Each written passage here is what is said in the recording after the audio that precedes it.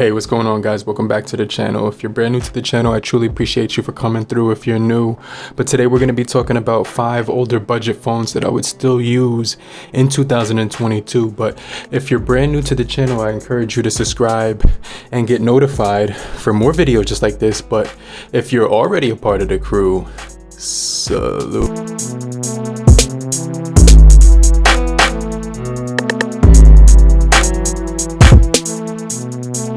Now, the first phone we're going to be taking a look at is the Blackberry Key One, and this was a phone that I absolutely adored in every single way.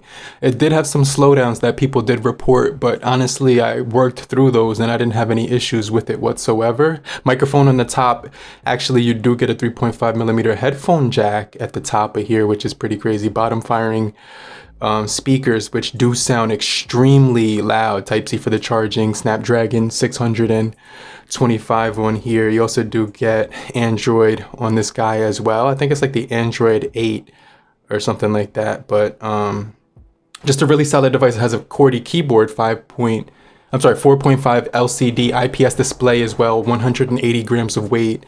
Really nice back texture to this thing, so it just feels extremely good in the hand. 12 megapixel Sony camera on the back, 8 megapixel on the front, right? And this device is going to be extremely affordable now since it's been released quite some time ago. It was released 4 years ago, 2017, but aluminum alloy build, 1080 by 1620, and it also does have the 403 PPI, very high density on here, 3 gigabytes of RAM coupled with, you know what I'm saying, the not only did it have that, but it did have the 32 of internal storage as well. I think you could get the 4 gigabyte one with the 64 as well, but you know what I'm saying, I think this one is the 3 gigabyte RAM version, but I haven't ran out of storage for apps when I was using it.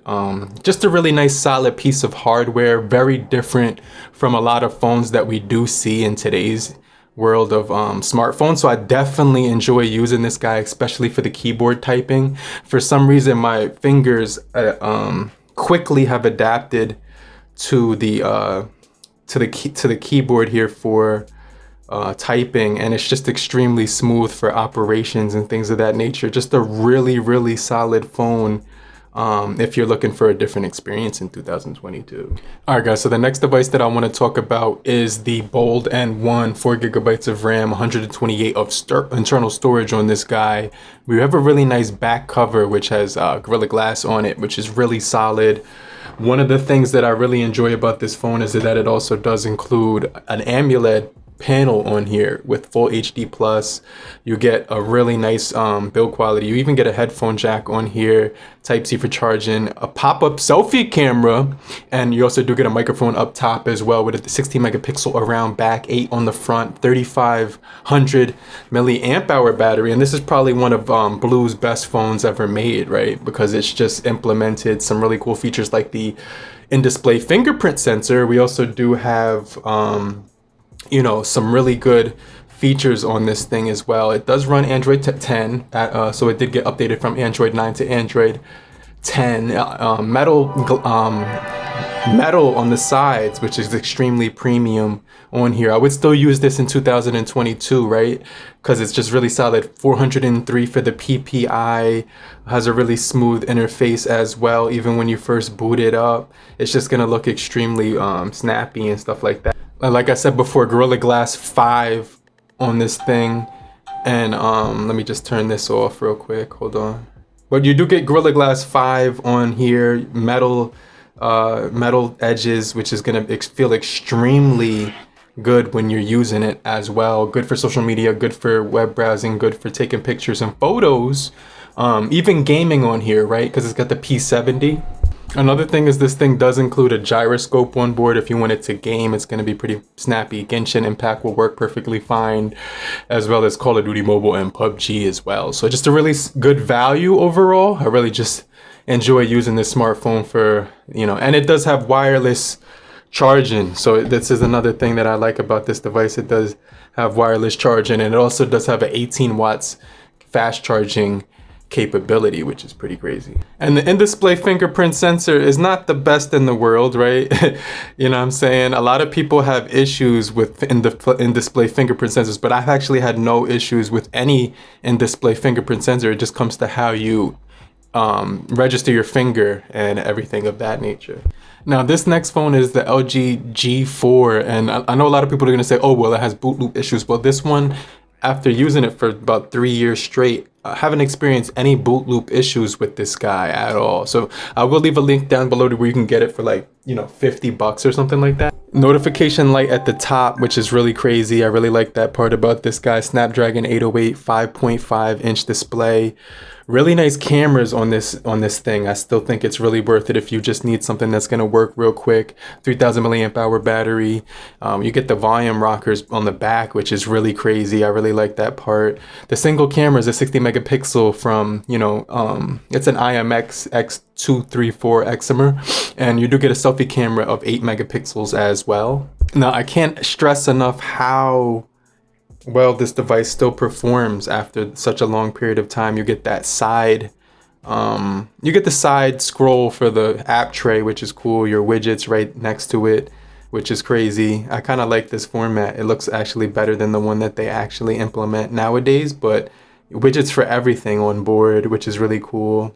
A lot of people still use this phone. My stepmother still uses this device as well. 6 years old on here, but we do get a really nice build and materials. LCD IPS display, 16:9 aspect ratio without a notch, 14:40, 25:60 quad HD display with a, you know what I'm saying, with 534 pixels per inch. Let me just see what's going on with my camera real quick.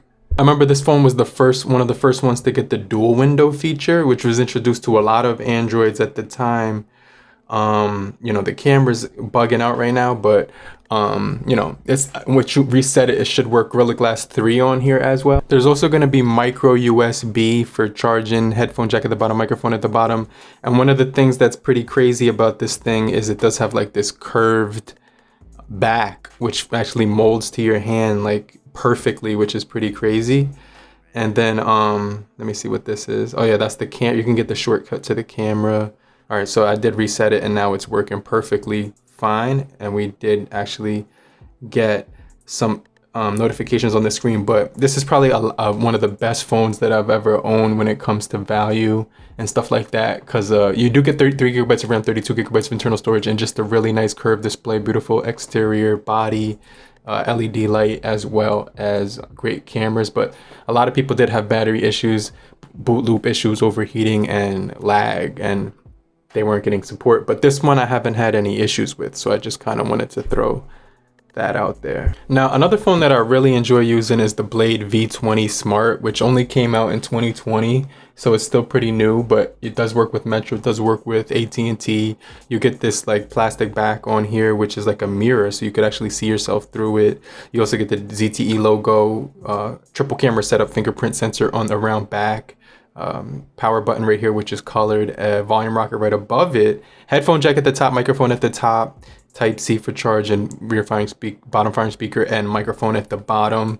And obviously it's going to fingerprint. It does come with this nice case, which does kind of like capture a lot of dust on here over time, but you can just wash it off, which is cool. It's better than the clear case, and it's just a really solid device overall. It's a 720 by 1560 water drop notch, 5000 milliamp hour battery, so it's going to last really long when it comes to this thing. And I didn't have any issues with it whatsoever. It was actually a good experience. But the only thing that I did notice was that it doesn't get, you know, updates on time, or at pretty much like ever, like when you need them the most and stuff like that. But you know, we do get a pretty decent experience on this thing overall. It was released in August 2020, August 7, 2020, but I had no issues with it. It performed really good overall.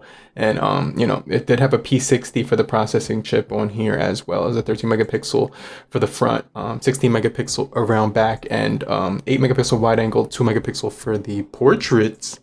But overall, just a really solid experience. I had really, like I said, this was a good performer. Still pretty good. I would still use this in 2022. Just a really solid budget phone for the price.